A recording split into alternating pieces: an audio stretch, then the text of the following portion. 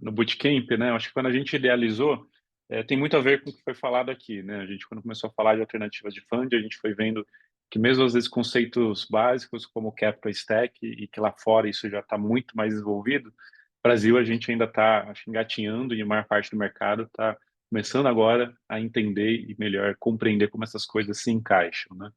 E quanto mais a gente entende as melhores práticas, as possibilidades, mais a gente foge também de fazer aqueles deals que tentam inventar ou reinventar a roda e que muitas vezes a gente se coloca em ciladas, né? Eu acho que o empreendedor tem que estar sempre atento com isso. É, dito isso, né, eu acho que uma coisa que a gente sempre olha é sobre a ótica da inovação. E quando a gente fala de inovação, a gente tem observado muito, né, aspectos como as evoluções regulatórias, os efeitos que a profissionalização no capital tem trazido, como novos perfis de investidores estão entrando nesse meio, novos perfis de interlocutores, intermediadores. Tudo isso vai gerando efeitos no mercado, né, que a grosso modo, né, isso acaba se desdobrando em mais e mais produtos financeiros para o mercado imobiliário, ou os mesmos produtos empacotados para diferentes públicos, né? Isso começa a se multiplicar. Quando a gente vê as notícias, né, cada vez mais a gente vê o que está surgindo nos jornais de startups captando veículos, rodadas, instrumentos, não para o equity da empresa muitas vezes, mas para a operação imobiliária. E muitas vezes em cifras, né, que empresas tradicionais com 20, 30 anos nunca captaram, né, de forma profissional. E esse para a gente é um novo padrão, né? Cada vez mais e mais empreendedores vão estar chegando ao mercado imobiliário mais preparado. Ontem a gente lançou o mapa 2025 das Consultex e PropTechs, nossa publicação anual, e que a cada ano que passa a gente vê uma presença maior de empresas trabalhando seus instrumentos e veículos lastreados em operações imobiliárias. Algumas que a tese tem isso como vocação, né, que são as real estate fintechs, e outras que fazem isso como parte do seu modelo de negócio, como é muito comum, por exemplo, em operadores de ativos para renda, teses análogas. E acho que a gente está entrando numa fase interessante de consolidação desse movimento, né, da junção do imobiliário com as fintechs, até por segurança regulatória que a gente começa a ter, e o mercado cada vez mais começar a entender os instrumentos.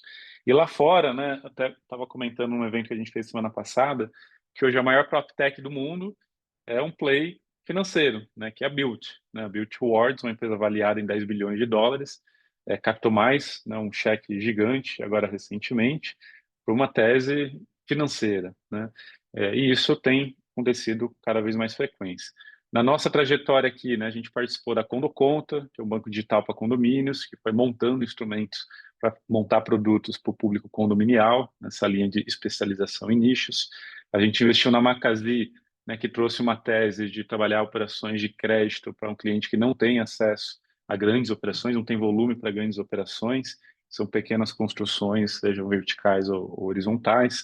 Depois a gente investiu na Cube, né, numa tese mais voltada para o mercado de loteamento, combinando o uso do software para gerar inteligência de carteira e com isso ele ter score de risco para fazer as operações de equity e crédito. E ano passado fizemos a operação com a Solve, né, numa tese de crédito para proprietários de imóveis perdendo imóveis no leilão. Então, o que todas elas têm em comum é que elas foram aprendendo, entendendo e construindo esses mecanismos para trazer o tipo de capital adequado para compor a sua estratégia de negócio, né? E esse movimento, né, a gente fez um levantamento aqui, só nos últimos 4 anos, tem pelo menos 4 bi de reais que foram estruturados por veículos, instrumentos ligados a essas startups no mercado imobiliário, né? E quando a gente olha para frente, né, vendo a trajetória que essas empresas acabam tendo de crescimento agressivo, tem pelo menos 12 bi para frente, né, do que essas empresas vão trabalhar à medida que os modelos se consolidam e as teses vão se provando. Então, tem muito espaço ainda para a junção desses ambientes. Então, a gente fala que a gente está cada vez mais vendo essa combinação, né, do mundo do ativo imobiliário com tecnologia, com capital. E quanto mais você dominar esses elementos, mais você pode destravar possibilidades. A gente tem trabalhado 3 teses, né, que eu acho que estão nessa borda, né, que tanto teses mais ligadas à incorporação, quanto teses que trazem outros aspectos com uso de tecnologia ou inovação de modelo de negócio. A gente está na tese da Soma Uma, que é a tese de retrofit, a gente está na tese da Live, que é a tese de hospitalidade, a Monicasas, que é uma tese de franquia para a construção de casas industrializadas, cada uma com as suas características, mas trabalhando, né, um profissional, o capital de maneira profissional. E a gente lançou recentemente, né, o Fund Mapping, que acho que muita gente aqui acessou, que foi uma tentativa de trazer uma visão simples, né, para ajudar o mercado a melhor compreender, cara, como é que o investidor espera, né, quando está numa fase inicial, quando está numa fase mais avançada, uma fase intermediária, e começar a melhor nivelar, né, essa distância entre os dois mundos. Então, acho que apoiar e educar o mercado é uma coisa que a gente está incentivando. Então, o Bootcamp, né, começa agora, a gente está abrindo aí as inscrições para quem quiser participar. Acho que o que a gente viu aqui foi um pouco da amostra que a gente espera ter ao longo das próximas aulas, e com essa pegada de trazer gente que faz isso no mercado há muito tempo, que vê várias operações, vê vários cases, para ajudar empreendedores a melhor entender possibilidades e elevar o nível de sofisticação da estratégia de capital para suas empresas, tá? Gustavo, você quer dar os recados e os detalhes de como vai funcionar o Bootcamp e como o pessoal pode acompanhar mais detalhes? Boa, perfeito. Bom, basicamente todo mundo que está aqui leva bastante a sério, está buscando ao máximo se aprimorar e entender na prática como tomar funding via mercado.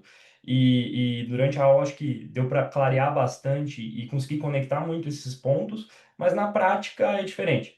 É muito difícil a gente conseguir trazer aqui no tempo que a gente tem como fazer isso na prática, como que a gente vai conseguir estruturar o projeto de cada um com as suas peculiaridades, como é que a gente consegue com que cada pessoa que está aqui mapeie e mantenha um relacionamento com contato com alguns dos vários atores de capital, como os apresentados aqui.